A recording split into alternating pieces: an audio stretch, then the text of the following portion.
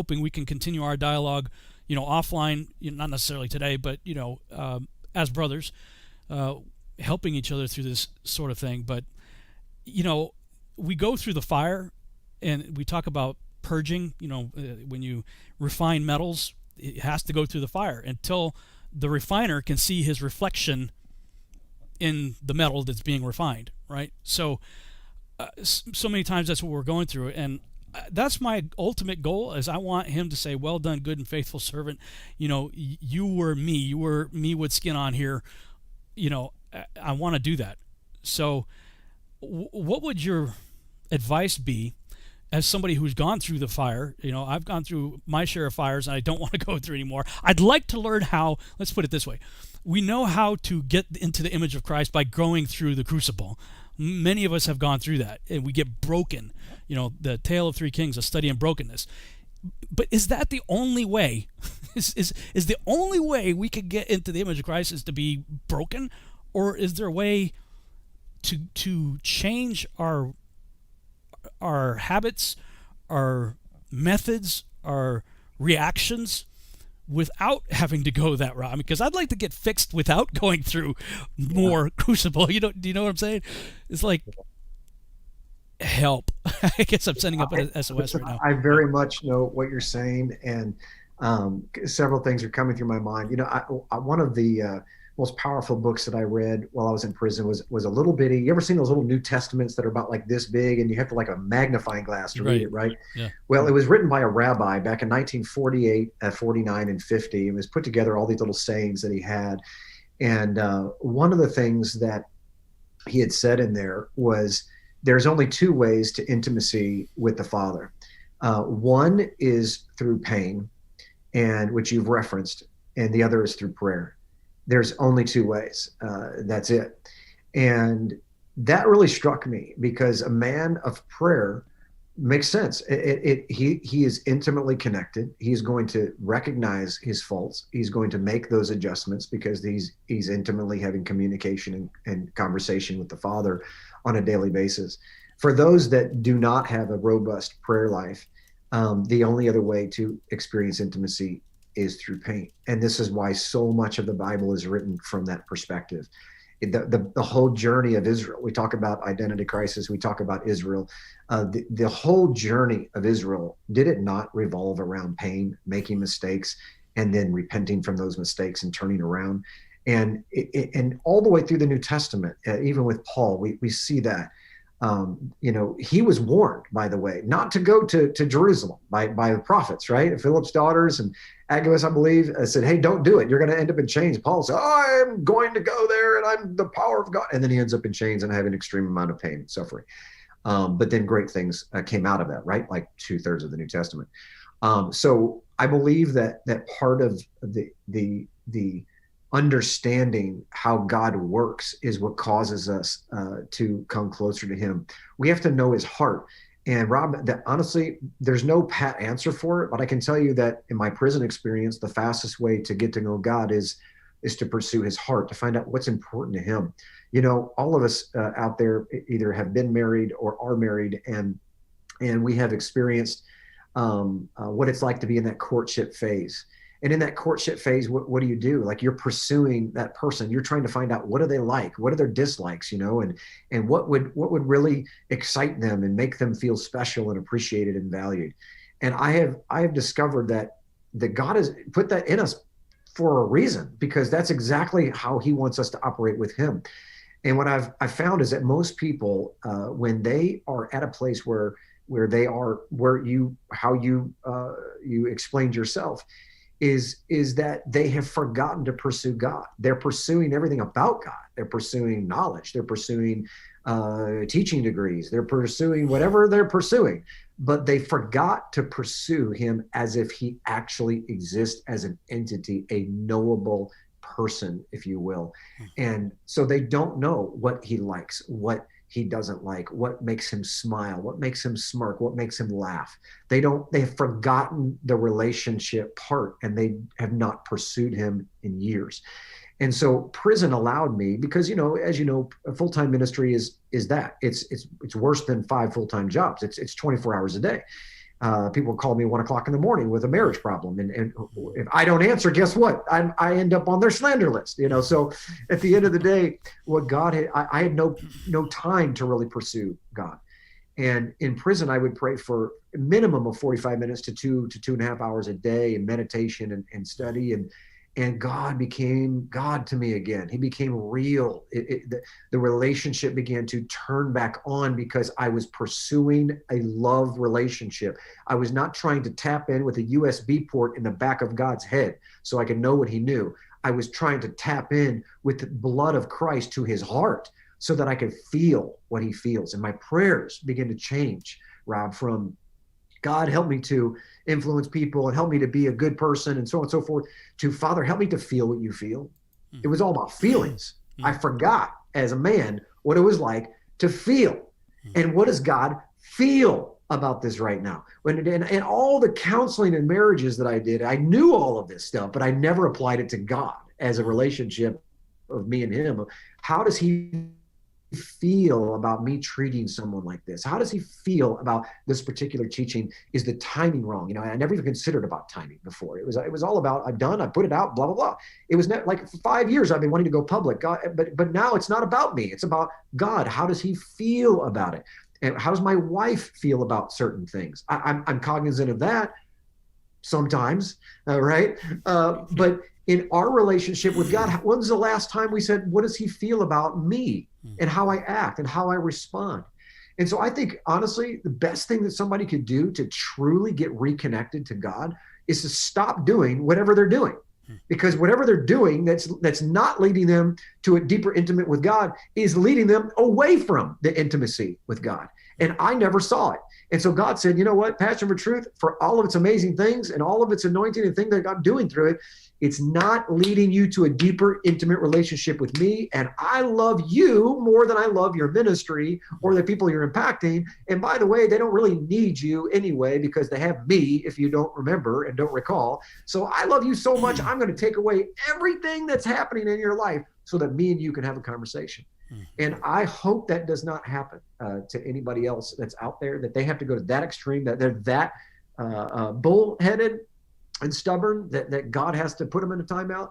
But ultimately, if we don't stop doing things that are leading us away, even if they're biblical things, even if they're godly, even if they're good intentioned things, God doesn't care. What he cares about is you. He cares about me. He cares about getting us to a place where he can bless us. And in this little book that I read about this rabbi, there was an interesting thought that kind of just took me for a loop. And he said, most people spend their days trying to impress God and work for God. And ministers are the worst. We are trying to always do things for God. And he's like, we forget that in our trial, in our tribulation, the reason why they exist is because, think about it. When do people go to church more than any other time in their life? When something bad happens. God knows the human heart, that when something traumatic happens, we will turn around and talk to him. That's when intimate relationship begins. And it doesn't begin until then, because he also knows human nature is to go 1,000,000 miles an hour in wherever direction that we want to go in the name of God, because we are the greatest crusaders, right, on the planet. We're constantly doing stuff for God, and we're killing people while we're doing it, and ourselves at the top. But he's so concerned about relationship that he's allows these trials and tribulations to happen in our life, because he knows it will bring us back to what the rabbi said, prayer. So if we just start with that, perhaps we don't have to have so many blood, sweat, and tears along the way. Yeah, I guess the reason so many have to be broken is that's the only way to slow them down enough to do that. Because when everything falls apart and everything's stripped away from you and you're broken down, all that's left, has it really come to that, right? All that's left is prayer. It's as you're, it takes 21 days to develop a habit, they say, right? As you're talking, it's making me think, okay, I'm going to start changing my habits such that I spend more time intentionally. Because when I was in that season I told you about earlier, where all I could do was read the Bible, pray a lot, and cry a lot, You talk about journals and visions and dreams, and makes you understand why Enoch walked with God and was not, for God took him. Because he got to a point where, if you read some of the extra biblical texts, he was spending like 300 and whatever days with him, and like a couple days with man, and basically he was like, you're closer to my house than your house. Why don't you come with me? It's time. It's time to get back to that. You told me a story last night about administering some sort of test that would help people to understand, kind of how they're wired and if they're really in the image of Christ. And you were saying that as you were doing the test live, I think it was at your church or something, kind of backfired a little bit because it kind of exposed you, exposed some things in you that you weren't quite ready for. Could you share that story with the audience, please? Yeah, actually, I don't remember the year, as I was telling you last night, but it was Father's Day, and I was doing a Father's Day message. And one of the things that I wanted to do for Father's Day is I took the gifts of the Spirit and out of Galatians 5, and love, joy, peace, patience, kindness, goodness, faithfulness, gentleness, and self-control. And I put them on a piece of paper, and I put the numbers 1 through 10 next to them, with 1 being terrible and 10 being fantastic. You're doing great in the love category. And I had every man in the church. I hadn't had a chance to take the test. I just made it, and I took it at the same time from the podium that they were taking it. And I made all the men of the church answer all the questions. Then, unbeknownst to them, I told them, okay, now that you've taken the test and here's your score, take the same test, give it to your wife, and let her take the test for you, because that's going to be the real answers that are going to be on there, right? And so as I'm taking the test, I'm recognizing that when I love, joy. Well, am I joyful? Like, what is joy? The fact that I had to pause at trying to figure out if I was joyful told me I was definitely under 5. Mm-hmm. So then with love, joy, peace. I don't have a lot of peace. I'm crazy busy, so that's probably a 3. Patience, that's a -9 because I don't have any patience at all, right? Love, joy, peace, patience, kindness. Man, I can be pretty brash. I can be pretty straightforward. So kind, that's definitely, I'm going to give myself a 4. No, I better do 2 because my wife is going to say 2. All right. Gentleness, man, when I'm upset, I'm not a very gentle person. And I went through this whole list, Rob, and I'm so dumb that I'm doing them one at a time, not realizing that I'm failing the whole dang test. Like I'm literally failing.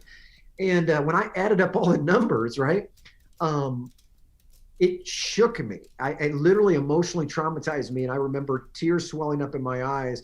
And I went back home that evening and wept before the Lord, because I realized that the pastor of Passion for Truth and the founder of Passion for Truth Ministries was failing in the gifts of the Holy Spirit. And I literally remember, because me and God have this kind of relationship when we talk out loud, right? Yeah. And I literally remember looking up to the ceiling going, am I saved? Do I have because if I don't have the manifestation, are these gifts of the Holy Spirit, God, and you're telling me that these are your gifts for having the Spirit, and I'm not displaying these gifts, do I have the Spirit living in me? And it was that, here you go. It was that moment where Jim Staley woke up to the idea that I've got a long way to go and I'm focusing in the wrong area. And unfortunately, off to whatever the next project at PFT was, and I'd forgotten how deep of a moment that was. And that was God throwing up a giant electronic LED billboard in my life saying, warning, bridge out ahead. You need to stop, because this is what's really important. And what builds the bridges from one cavern to the next is these things. If you don't have these things, you will constantly find yourself going over a cliff. And so I never really kind of paid too much attention after that, because ministry is busy and organizational life is busy and so on and so forth. But when I went to prison, God reminded me that, oh, by the way, remember that bridge out sign that you didn't see? Well, now is the time to start building that bridge. Is that okay, Jim? Can we take some time and build that bridge? Because what you don't know is you haven't lost anything, and anything that you did lose wasn't yours to begin with, right? And let the dog out. If it comes back, it's really yours, right?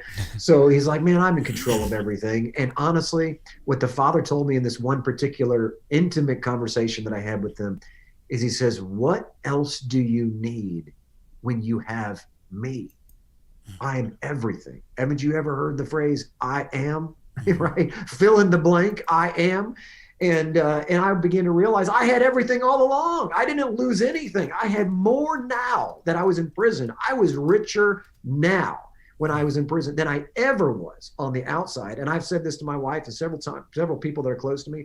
If people knew what I was experiencing in prison and the supernatural power that I was experiencing, all these visions, the dreams, the intimacy, the revelations. I mean, there's so many hundreds of topics that God's giving me revelation on that I never saw before because I never had time to even ask before. If they knew, they would have wanted to trade places with me because they're looking for the very thing that I was experiencing. And I just had to get it and experience it through a prison and captivity. And now I get it, why half the Bible is written from captivity, why 6 of our major prophets went into ministry from captivity, started their ministries, why Paul had to go into captivity, why Peter had to go into captivity. And yes, they didn't do anything wrong. And you could say, Jim Staley, you deserve to go. So I did. So maybe I deserve to go. But I get why God allows his people to be pressed into pressure cookers at that level, because some of us are so dang stubborn. It would take a lifetime, 5 lifetimes, to learn what we can learn if we're put in a pressure cooker. You know, I come out of prison, they have this thing called an Instapot.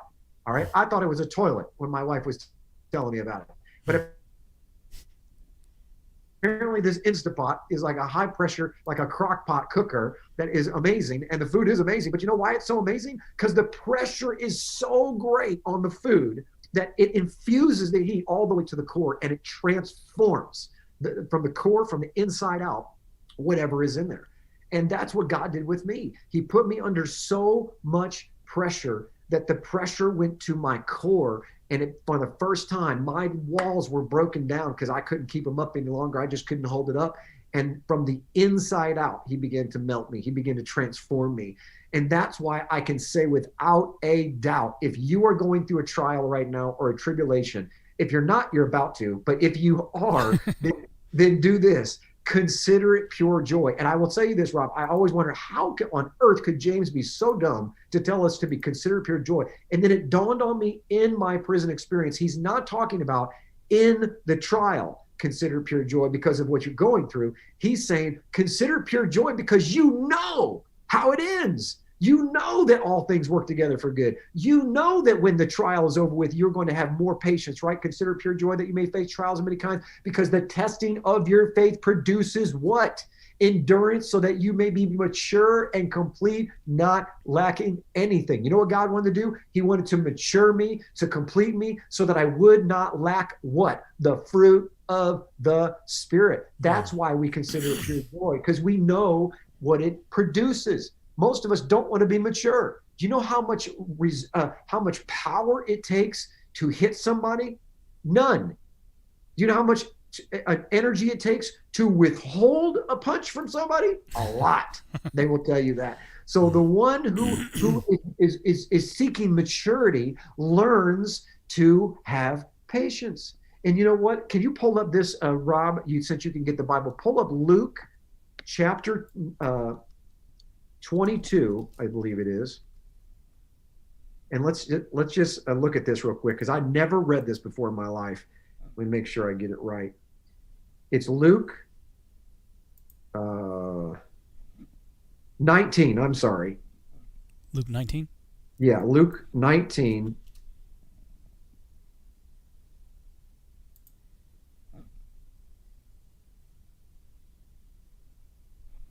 And I believe, let me just look it up real quick. And I promise you, this is worth the time here. I can't remember the exact scripture. I always get it wrong. Here it is. It is Luke 21, 19. I was right the first time. Luke 21, 19. Let's read this, because I never read this before, you guys. But when I read it in prison and I was teaching this to a group of men, it blew my mind. In your patience, possess ye your souls. In other words, it is by your patience that you possess your souls. What is your soul? Your mind, will, and emotions. You cannot possess your own soul unless you have Patience. And the greatest one who displays patience is the Creator. You know why? Because all of us have sinned and fallen short of His glory, and we deserve death. Not in the end. We deserve death now. And so I believe in Jim Staley's life. Now, I can only say this for me, but patience is the key to the character of the Most High God. That when we develop patience, you know what happens? When someone hurts us, we go, you know what? That's okay. They're probably going through something themselves, or maybe they're jealous of me because they, have this or that and the other, or they don't have a good marriage, or maybe they were assaulted or abused or whatever, or maybe they had a car accident yesterday. I don't know. We begin to make up excuses for people and give them a way out for their behavior because we are patient with people like Christ.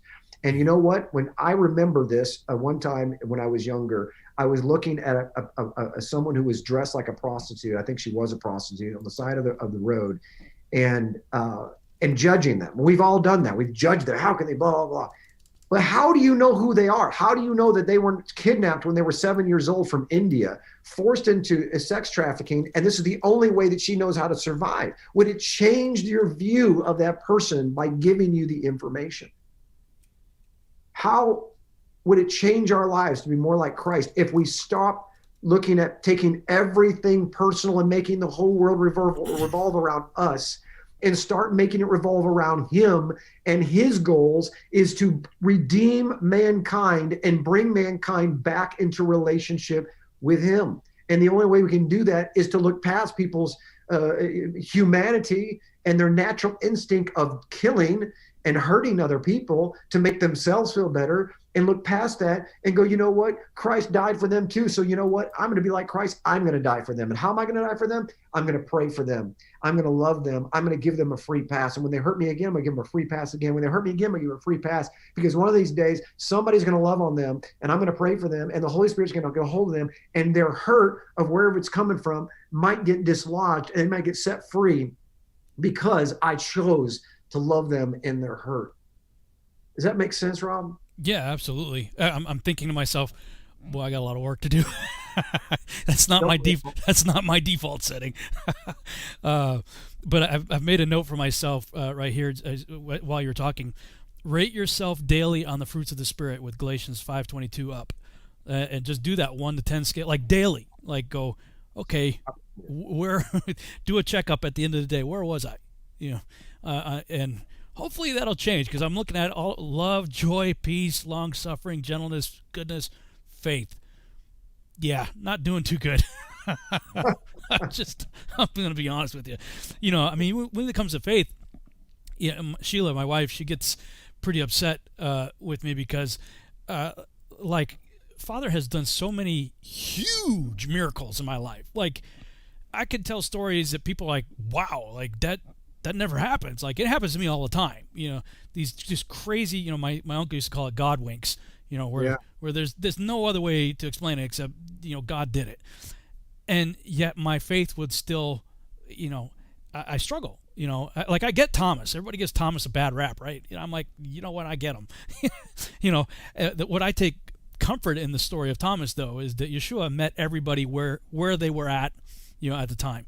And I don't see that he actually put his finger in the holes. Yeshua says, yeah, put your finger. He's like, my Lord, he just, he didn't need to, I get Peter, I'll do anything for you. I'm your guy. Little girl calls him out of the fire. He's like, yeah, I don't know him, and he wept bitterly.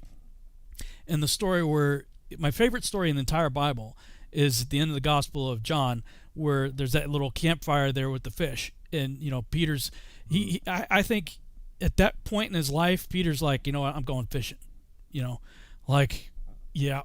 So he's out there fishing. Nothing's going right. They see this guy they don't recognize. He says, yeah, throw the net on the other side. And, I think it was John's like, it's the Lord. Peter just jumped in.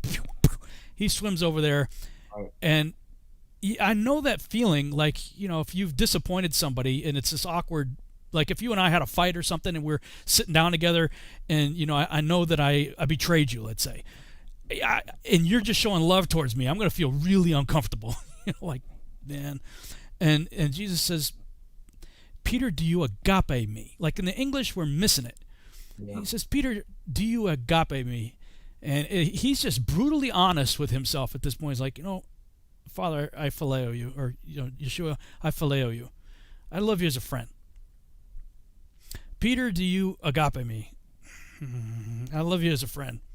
Third time, okay, Peter, do you love me as a friend? And it grieved him.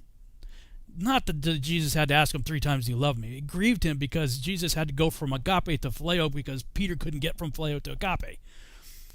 And yet here's the good shepherd handing the shepherd's staff to this guy. Yeah. You know, that's my favorite story in the whole Bible because, like, I get that story. You know, like, I'm with you, bro. I feel you, man. I should have a lot more faith. The things that he has done in my life, I should have so much faith. But I end my, like, every day lately, I've been praying, like, my prayer, and I feel guilty of prayer by repetitious prayers because I seem like I'm saying the same thing every day. Like, Father, give me wisdom and discernment because I have no clue what tomorrow is going to bring. Like, everything just seems so uncertain about everything, you know, from the elections to you name it. What's going to happen to this country? Are we really in the end times? Am I really going to do this dream that you gave to me that you're telling me I'm supposed to do? Am I wasting my time here? Like, so many things, so many questions every day. Like faith, like that. If looking at that, love, joy, peace, long suffering, gentleness, faith would be the only one I would think I would have a pretty good score on. And even right now, I'm going, dude, you know. So this is a good word for me. Hopefully, it's a good word for somebody else out there too. But let's just make it a virtual house church policy. If you guys are a member of the virtual house church, let's start this for 2021. Set up ourselves a daily rating, fruit of the spirit rating card to see how we're doing. You know, and just put your name in there. If I can't say Rob is love, joy, peace, long-suffering, gentleness, goodness, faith, then I'm not walking in the fruit of the Spirit. And I need to change that.